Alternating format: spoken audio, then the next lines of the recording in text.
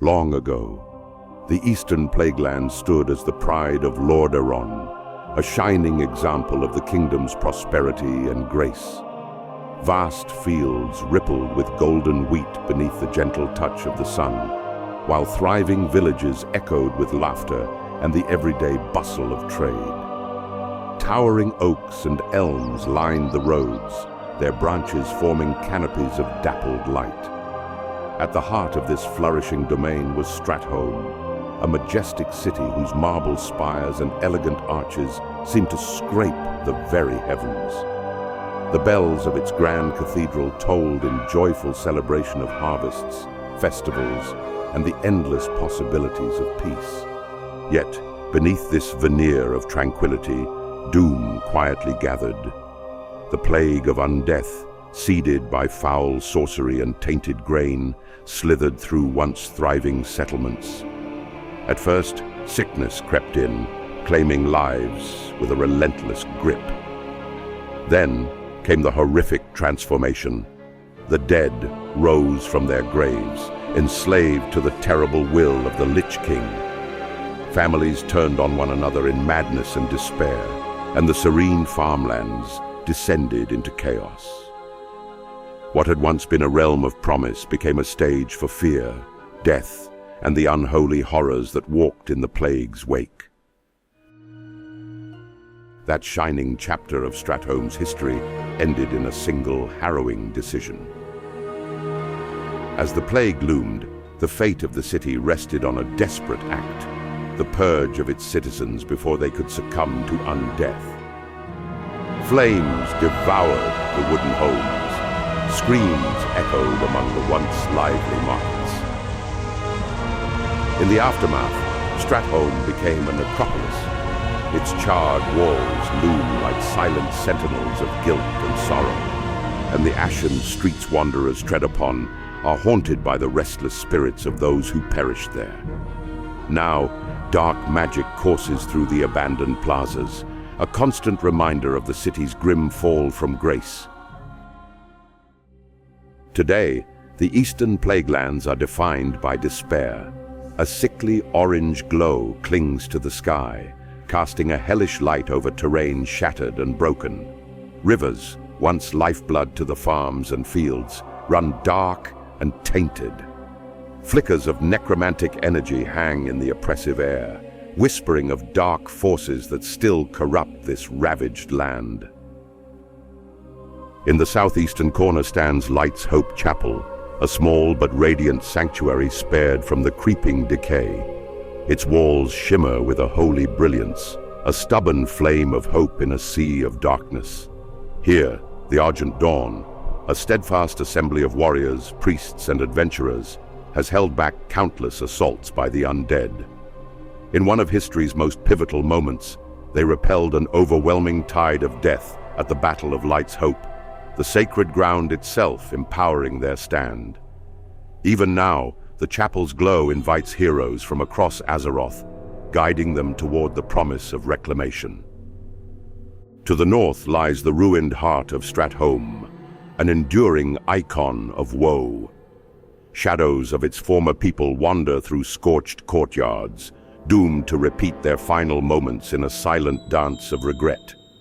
The scent of burnt timber and the echo of anguished cries still cling to the cracked pavement. Necromancers roam these ruins, summoning fresh terrors, while would-be champions fight to bring a glimmer of light back into the city's hollow core. West spreads the Plaguewood, a once thriving forest now warped by vile energies.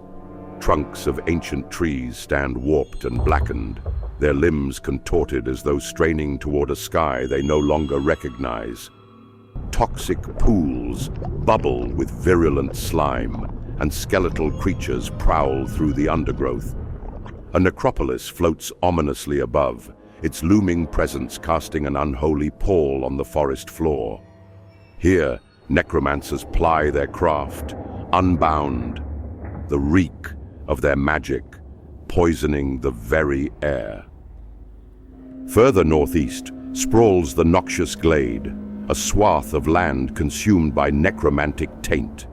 Here, The very ground oozes with toxic sludge, forming stagnant pools of sickly green liquid that choke the life from the surrounding soil.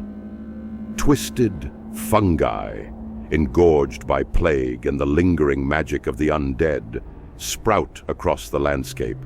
Towering mushrooms with bulging caps and spore-laden stalks that drip with putrid moisture. A haze of poisonous mist clings to the air, swaying above muck-filled crevices and winding through decimated thickets of skeletal trees. Amid this foul atmosphere, the forces of the undead roam freely. Ghouls prowl for flesh in the shadows, while roaming abominations, stitched monstrosities of rotting limbs bound in iron plates, crush any who dare intrude on Scourge territory.